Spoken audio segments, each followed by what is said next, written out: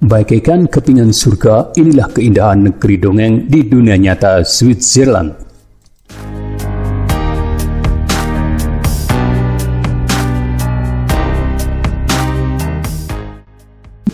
Mungkin negeri yang indah dan menawan hanya terdapat dalam cerita dongeng. Namun kali ini cerita tersebut dapat direalisasikan dalam wujud yang nyata, yakni terdapat di negara Swiss atau dalam bahasa Inggris disebut dengan Switzerland. Nama Swiss dibentuk dari kata Swissi, yang merupakan nama salah satu kantor di Swiss. Layaknya gambaran dari surga, Swiss dapat memanjakan mata setiap wisatawan yang ingin berkunjung ke sana. Dengan menjadikan keindahan hamparan pegunungan disertai air terjun yang mengalir dan birunya danau membuat negeri dengan ibu kota Bern sangat menakjubkan. Luas wilayah Swiss yaitu seluas 41,285 km persegi dengan jumlah penduduknya mencapai kurang lebih 8.654.622 jiwa. Hal ini menjadikan Swiss sebagai negara dengan penduduk terbanyak ke-6 di kawasan Eropa Barat. Tepatnya berada di bawah negara Belgia sebanyak 11,5 juta jiwa dan Austria sebanyak 9 juta jiwa. Sementara itu, Luxembourg sebanyak 526.000 jiwa dan Monaco sebanyak 39.242.000 jiwa. Menjadi dua negara di bawahnya. Di lingkup yang lebih luas, Swiss menempati urutan populasi penduduk negara di dunia terbanyak ke-101. Posisi tersebut berada di bawah Serbia sebanyak 8,7 jiwa dan Israel sebanyak 8,6 juta jiwa. Sementara itu, dua negara yakni Togo sebanyak 8, juta jiwa dan Sierra Leone sebanyak 7,9 juta jiwa berposisi di bawah Swiss. Dalam kesehariannya, Swiss menggunakan 4 bahasa resmi, yaitu bahasa Jerman, Prancis, Italia, dan Romande. Hal tersebut terjadi karena Swiss terdiri dari 4 etnis utama, yaitu etnis Jerman, Prancis, Italia, dan Romande. Penduduk Swiss mayoritas memeluk agama Katolik Roma 37,3%, Protestan 24,9%, tidak beragama 23,9%, agama Kristen lainnya 5,8%, Islam 5,1%, dan Yahudi 0,2%. Sistem pemerintahan di Swiss. Secara administratif, Swiss terbagi menjadi 26 negara bagian yang disebut dengan kanton. Kanton tersebut menggunakan bahasa yang beragam, yaitu 17 Swiss Jerman, 4 Swiss Romande, 1 Italia, 3 Prancis Jerman, 1 Jerman Italia Romains. Di Swiss setiap kanton memiliki kedaulatannya masing-masing. Pada tahun 1848, Swiss menjadi negara tunggal dan mengadopsi konstitusi federal yang sebelumnya masih berbentuk konfederasi dan menyerupai serikat bangsa-bangsa dibandingkan sebuah negara tunggal. Swiss merupakan negara federal yang menganut demokrasi campuran, yakni perpaduan antara demokrasi langsung, hak inisiatif, dan hak referendum, dan tidak langsung wakil-wakil unit pemerintahan subnasional. Sistem pemerintahan Swiss menganut sistem pemerintahan Republik Federal dengan kepala negara dan kepala pemerintahannya adalah presiden. Presiden Swiss dijabat secara bergantian oleh 7 menteri utama dengan masa jabatan selama 1 tahun. Ke-7 menteri utama dipilih oleh Majelis Federal, Federal Assembly. Perekonomian Swiss. Walaupun negeri ini terkurung oleh daratan dan tidak melihat laut, Swiss merupakan salah satu negara maju yang terdapat di kawasan Eropa Barat. Swiss berbatasan langsung dengan Prancis dan di sebelah barat Italia, di sebelah selatan Jerman, di sebelah utara serta Australia dan Liechtenstein di sebelah timur. Pada tahun 2020, produk domestik bruto PDB per kapita Swiss melonjak sebesar 86.306.772 USD. Rekor tersebut naik dibandingkan pada tahun 2019 yang sebesar 85.001.236 USD. Swiss pernah mencapai PDB tertinggi sebesar 90.811.838 USD pada tahun 2011. Dan PDB terendah sebesar 16.954.024 USD pada 1984. Negara yang memiliki mata uang Swiss francs CHF ini juga mempunyai perekonomian yang bersifat modern dengan tenaga kerja yang terdidik, tingkat pengangguran yang sangat rendah, serta perekonomian dan politik ekonomi yang stabil. Sumber perekonomian utama di Swiss bergerak di sektor produksi. Produk yang dihasilkan biasanya berupa mesin, tekstil, obat-obatan, bahan kimia, dan peralatan pengukuran presisi. Selain itu, bidang industri jasa seperti asuransi, perbankan, dan pariwisata turut dalam mengembangkan perekonomian Swiss. Beberapa merek yang dihasilkan yaitu Nestlé, Glencore, Novartis, Hoffmann La Roche, Grup Mercuria Energy, dan Adecco, Zurich Financial Service, Credit Suisse, Berry Callebaut, Swiss Re, The Schwarz Group, dan Tetra Pak. Iklim Swiss. Letak geografis Swiss berada di benua Eropa dan secara astronomis berada pada 45 derajat sampai dengan 48 lintang utara dan 5 derajat sampai 11 derajat bintang timur. Letak tersebut membuat benua Eropa diapit oleh wilayah perairan seperti laut dan samudra yang ikut serta dalam mempengaruhi kondisi iklimnya. Oleh karena itu, Swiss memiliki iklim maritim yang membuatnya memiliki suhu yang sejuk dan sedikit berawan pada saat musim dingin serta hangat pada saat musim panas.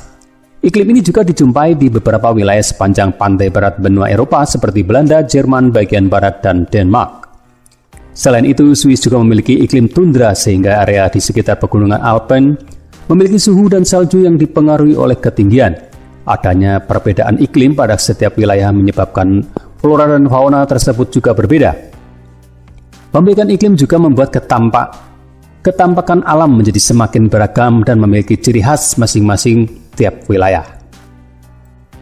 Fauna yang menjadi ciri khas Swiss adalah rusa roe, cowmois, kambing gunung, hels, rubah, ibex, dan ling.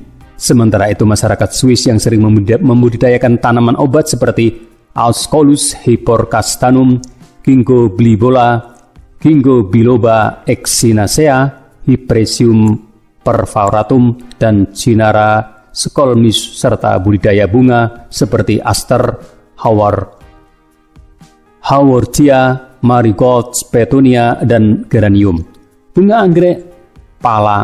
Bunga anggrek Phalaenopsis juga sering digunakan sebagai tanaman hias di gereja yang ada di Swiss, seperti gereja Santo Laurence yang dibangun oleh Pangeran Abbot Coelestin Gauger pada tahun 1755. Biasanya warga Swiss berkebun dengan menggunakan pot layaknya yang terjadi pada warga Alpenzell.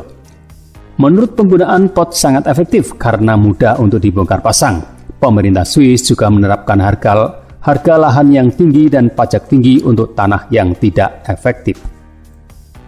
Negeri penuh dengan kedamaian. Wilayah Swiss sebagian besar terdiri dari pegunungan, salah satunya pegunungan Alpen.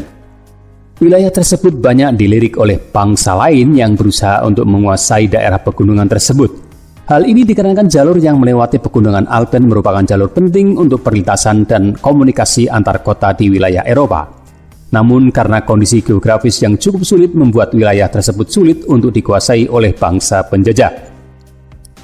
Akibatnya masyarakat Swiss mampu mengembangkan tradisi, kebudayaan, dan pemerintahannya yang sudah dibentuk. Untuk hal tersebut menyebabkan Swiss memiliki kekhasan sendiri dalam pemerintahan, kebudayaan, maupun kehidupan masyarakatnya. Kehidupan masyarakat Swiss terkenal akan cinta kedamaian yang didorong oleh naluri peri kemanusiaan. Tetapi menurut beberapa pihak menganggap bahwa masyarakat Swiss adalah para oportunis yang tidak mempercayai ketulusan manusia karena mereka menjaga kenetralan dalam perang tanpa pikiran lain kecuali karena keuntungan semata. Sebagian orang juga berpendapat bahwa Swiss merupakan negara netral abadi. Hal ini dapat dilihat dari sikap Swiss dimulai dari berakhirnya pemerintahan Napoleon yang diakhiri dengan Perjanjian Wina. Perjanjian tersebut menyebutkan bahwa Swiss telah diakui kenetralannya oleh bangsa-bangsa lain di Eropa. Hal tersebut dapat dibuktikan ketika terjadi pergolakan di Eropa saat terjadinya Perang Dunia I dan Perang Dunia II. Swiss masih mampu untuk menjaga kenetralannya, meskipun saat terjadi Perang Dunia II, tekanan yang tidak akan lebih besar dibandingkan perang sebelumnya. Anggapan tersebut diperkuat dalam buku yang berjudul An Outline History of Switzerland from the Origin to the Present Day yang menyebutkan bahwa pada Perang Dunia II, Swiss mengalami tekanan yang jauh lebih besar dibandingkan pada Perang Dunia sebelumnya, terutama tekanan dari negara-negara poros. Hal ini diperburuk pada tahun 1940 saat Prancis telah berhasil dikuasai oleh negara Jerman. Dengan jatuhnya Prancis membuat Swiss benar-benar terjepit dalam kepungan negara poros. Setelah peristiwa tersebut, Swiss masih bersifat netral, sehingga membuat Swiss dikenal baik oleh banyak negara dan sejumlah lembaga perdamaian dunia. Banyak yang mendirikan kantornya di sini.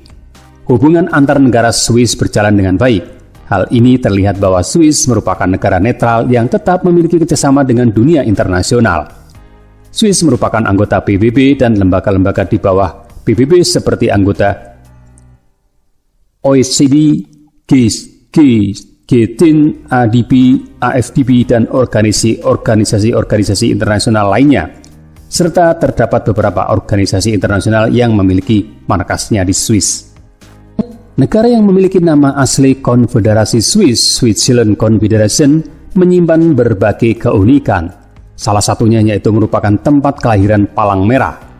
Oleh sebab itu, logo pada palang merah identik dengan bendera nasional Swiss. Hal ini dipelopori oleh Perjanjian Jenewa yang menjadi asal mula kiprah palang merah internasional yang didirikan oleh Jean Henry Donat pada tahun 1863. Pendirian palang merah ini dilatar belakangi oleh pengalaman yang dialami Donat saat menyaksikan perang di Solferino, Italia pada tahun 1859. Perang tersebut terjadi antara pasukan Franco Sardinia dan Austria.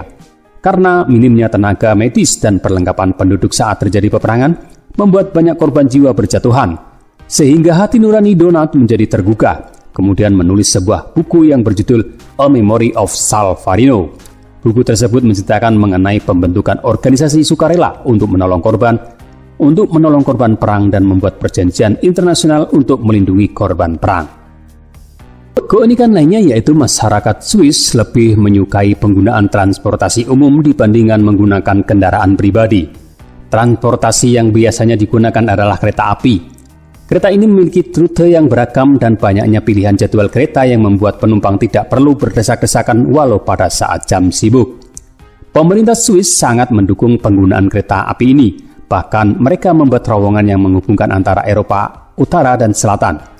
Terowongan kereta cepat ini menjadi nomor 1 di dunia karena memiliki jarak yang panjang setelah menempuh hampir 20 tahun dibangun. Fasilitas yang memberikan kenyamanan bagi penumpangnya dan menawarkan pemandangan sekitar yang tidak bisa dilewatkan. Land of Milk and Honey.